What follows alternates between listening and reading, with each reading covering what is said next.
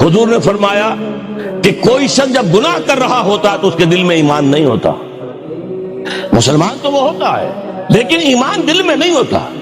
لا یزنی الزانی حین یزنی وہو مومن، کوئی زانی حالت ایمان میں زنا نہیں کر سکتا. ولا یسرق السارق حین یسرق وہو مومن، کوئی چور حالت ایمان میں چوری نہیں کر سکتا.